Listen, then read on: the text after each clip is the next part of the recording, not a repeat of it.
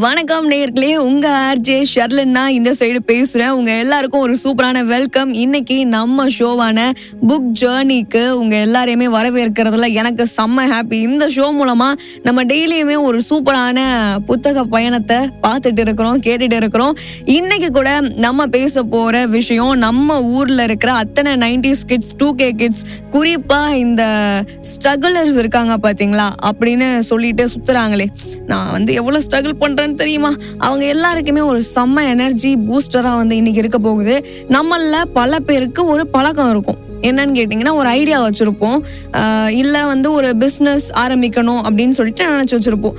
ஆனா ஆரம்பிக்கிறதுக்கு முன்னாடியே டே மச்சான், டே ப்ரோ, என்கிட்ட பெரிய இன்வெஸ்ட்மெண்ட்லாம் இல்லப்பா, ஆஃபீஸ் போக கூட காசு இல்லை, இன்ஸ்டாகிராம்ல எனக்கு ஃபாலோவர்ஸ் இல்லடா, நான் எப்படி ஜெயிக்கிறது அப்படின்னு நம்ம கிட்டயே இல்லாத விஷயங்களை நினைச்சு ஃபீல் பண்ணிட்டே காலத்தை ஓட்டிடுவோம்.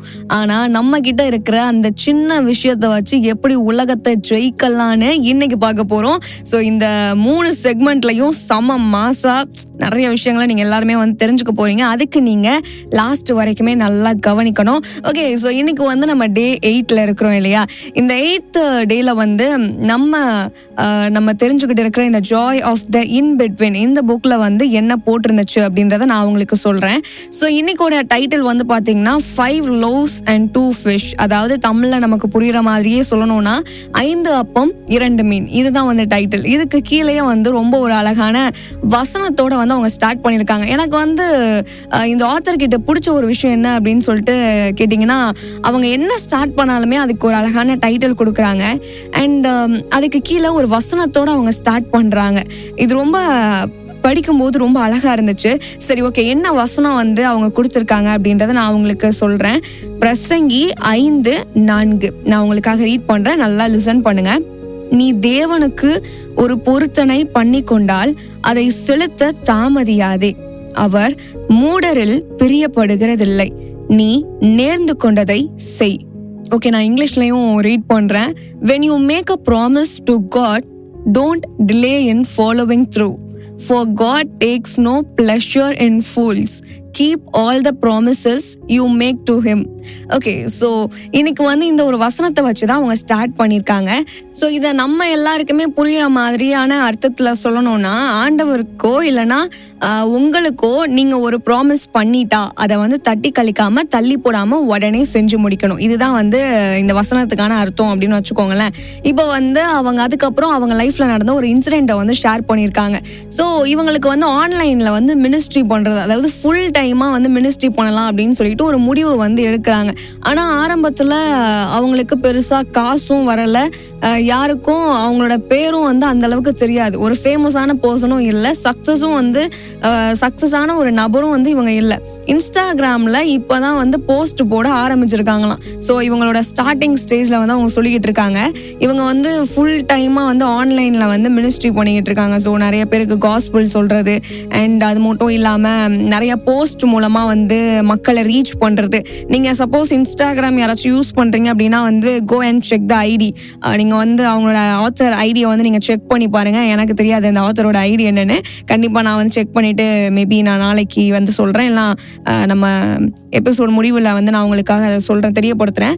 ஸோ அப்போ வந்து நம்ம ஆஷ்லி வந்து யோசிச்சாங்களாம், என் பேஜ், நம்ம வந்து இன்ஸ்டாகிராம் பேஜ், ஃபேஸ்புக் பேஜ் அப்படின்னு சொல்லுவோம்ல, ஸோ அதை மாதிரியான டேர்ம்ஸ் அவங்க யூஸ் பண்ணி தெரியப்படுத்தியிருந்தாங்க புக்ல.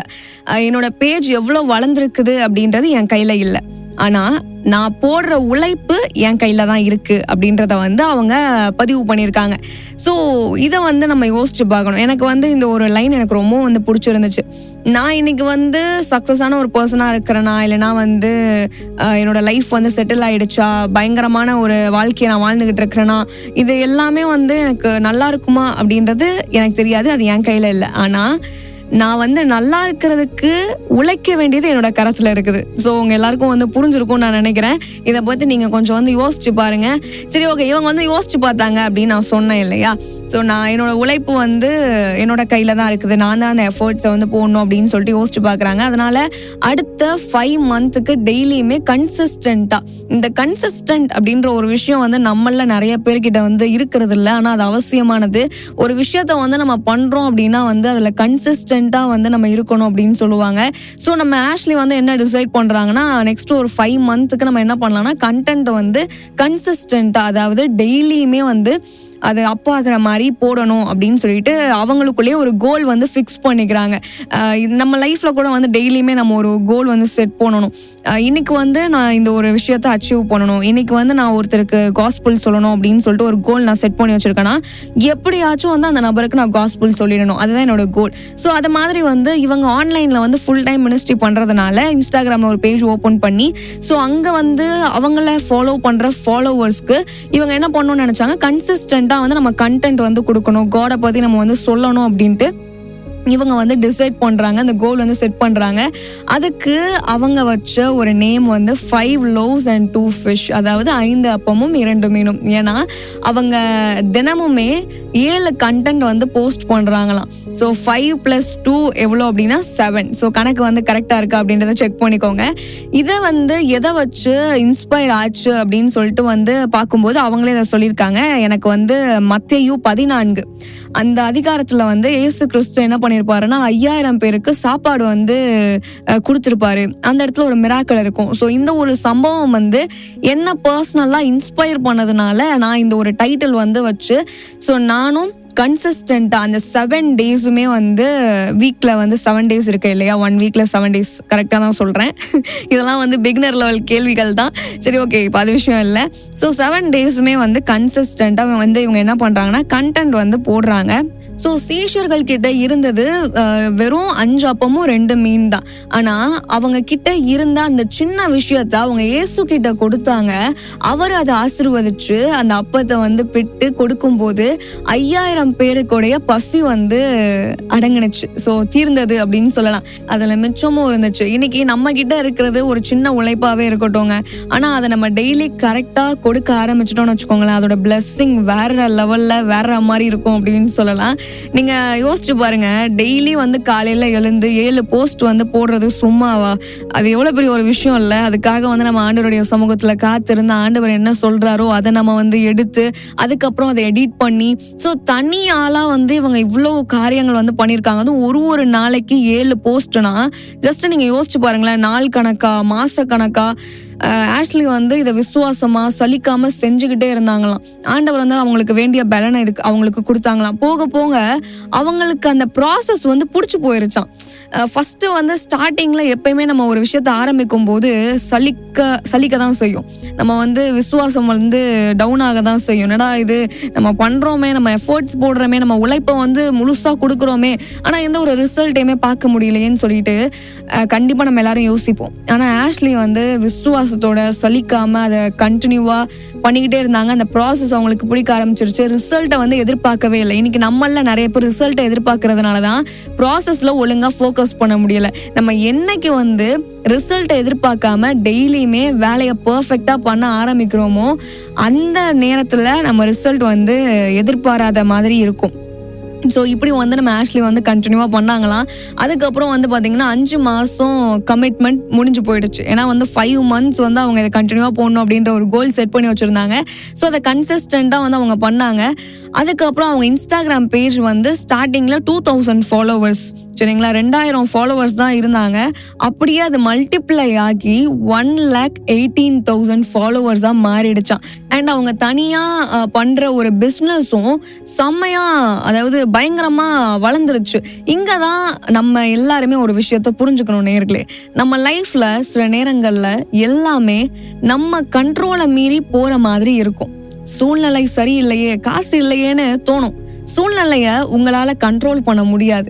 ஆனால் கடவுள், நம்ம ஆண்டவர் இயேசு கிறிஸ்து உங்க கையில கொடுத்துருக்கிற அந்த சின்ன விஷயத்துக்கு நீங்க எவ்வளோ விசுவாசமா இருக்கீங்க, அதை உங்களால கண்டிப்பா கண்ட்ரோல் பண்ண முடியும். இதை வந்து நல்லா யோசிச்சு பாருங்க. எனக்கு இந்த ஒரு லைனுமே வந்து ரொம்ப பிடிச்சிருந்துச்சு. நான் திரும்பவும் வந்து இதை நான் ரிப்பீட் பண்றேன். இன்னைக்கு டைம் ஆனாலும் பரவாயில்லைங்க, ஆனா வந்து சொல்ல வந்த விஷயத்த வந்து நம்ம நேயர்களுக்கு கரெக்டா வந்து சொல்லிடணும். இன்னைக்கு வந்து சூழ்நிலையை வந்து உங்களை கண்ட்ரோல் பண்ண முடியாது, சரிங்களா? ஆனா ஆண்டவர் நம்ம கையில கொடுத்திருக்கிற அந்த சின்ன விஷயத்துக்கு நம்ம எவ்வளவு விசுவாசமா இருக்கோம் அதை நம்மளால கண்டிப்பா கண்ட்ரோல் பண்ண முடியும். ஓகே, இப்போ நம்ம கடைசி செக்மெண்ட்க்கு வந்தாச்சு. ஸோ நீங்க யோசிச்சு பாருங்க, உங்ககிட்ட இருக்கிற அந்த ஒரு சின்ன விஷயம் இது. ஸோ 5 அப்பம் 2 மீன் மாதிரி தான். அது சின்னதா தான் இருந்துச்சு ஸ்டார்டிங்ல. ஆனா அதுக்கப்புறம் அதை இயேசு கிறிஸ்துவ கிட்ட அவங்க கொடுக்கும்போது இயேசு கிறிஸ்து அதை ஆசீர்வதித்து அதை அநேகருக்கு பிரயோஜனமா மாத்திட்டாரு. இன்னைக்கு இந்த மொத்த கண்டென்ட்டையும் வச்சு நான் உங்களுக்கு கொடுக்க போற ரிவ்யூ என்னன்னு தெரியுமா? பெரிய இன்வெஸ்ட்மெண்ட்டை விட, பெரிய லக்கை விட கன்சிஸ்டன்சியும் விசுவாசமும் தான் லைஃப்ல ரொம்ப முக்கியம். இதை நீங்க மைண்ட்ல ரெஜிஸ்டர் பண்ணிக்கோங்க. இன்னைக்கு என்கிட்ட பெரிய இன்வெஸ்ட்மெண்ட் இல்லைங்க, என்கிட்ட பெரிய ஸ்டேஜ் இல்லைங்க, நான் பாடுறதுக்கு மைக் இல்லைங்க, என்கிட்ட ஒரு நல்ல ப்ராப்பரான ஃபாலோவர்ஸ் இல்லைங்க, இதெல்லாம் ஓரமா வைங்க ஃபர்ஸ்ட். ஸோ கன்சிஸ்டன்சி, நான் சொன்ன மாதிரி ஸ்டார்டிங்லேயே நான் சொன்ன consistency is very important. So நம்மளோட ஃபெய்த் இதுதான் லைஃப்ல ரொம்ப முக்கியம். நம்மள பல பேர் என்ன பண்றோம், ஆஃபீஸ்ல எனக்கு சம்பளம் கம்மியா தராங்க, அதனால நான் ஒழுங்கா வேலை பார்க்க மாட்டேன்னு சொல்றோம். இல்லைனா எனக்கு வியூஸே வரல, அதனால நான் வீடியோவே போட மாட்டேன்னு சொல்றோம். ஆனா இங்க நேயர்களே, இன்னைக்கு உங்களுக்கு கிடைச்சிருக்கிற அந்த சின்ன வேலைக்கோ இல்ல அந்த சின்ன பிஸ்னஸ்க்கோ நீங்க உண்மையா இல்லைன்னா, நாளைக்கு உங்களுக்கு ஒரு பெரிய பிளாட்ஃபார்ம் கிடைக்கும் போது நீங்க எப்படி உண்மையா இருப்பீங்க? யோசிச்சு பாருங்களேன். இன்னைக்கு உங்க கையில இருக்கிற அந்த 5 அப்பமும் 2 மீனும் என்னன்னு யோசிச்சு பாருங்க. அது உங்ககிட்ட இருக்கிற ஒரு சின்ன டேலண்டா இருக்கலாம், உங்க டைமா இருக்கலாம், இல்ல உங்க உழைப்பா இருக்கலாம். அதை தூக்கி ஆண்டவர்கிட்ட கொடுங்க. என்கிட்ட இவ்வளவுதான் ஆண்டவர் இருக்கு, இதை வச்சு நீங்க என்ன பண்ணணுமோ பண்ணுங்கன்னு சொல்லிட்டு உங்க வேலையை தினமும் விசுவாசமா பாருங்க. அவர் அதை அப்படியே பல மடங்கா பெருக்கி, அதாவது மல்டிப்ளை பண்ணி உங்ககிட்ட திரும்ப தருவார். அதனால நேயர்களே, என்கிட்ட அது இல்லை இது இல்லைன்னு புலம்புறத இன்னையோட நிறுத்துங்க. இன்னைக்கு நான் சொல்ற இந்த ஒரு ஜெபத்தை நீங்க தூங்கும் போது, இல்லைன்னா எப்ப நீங்க தூங்க போறீங்களோ அப்போ நீங்க பண்ண போறீங்க, சரிங்களா? ஸோ மனசார இந்த ஒரு ஜெபத்தை நீங்க ஆண்டவர் இடத்துல நீங்க தெரியப்படுத்துங்க. என்ன பண்ண போறீங்க அப்படின்னா, ஆண்டவரே, என் கண்ட்ரோல்ல இல்லாத விஷயங்களை நினைச்சு நான் கவலைப்படலை. என்கிட்ட இருக்கிற நீங்க எனக்கு கொடுத்திருக்கிற சின்ன விஷயத்த உங்ககிட்ட நான் கொடுக்குறேன்.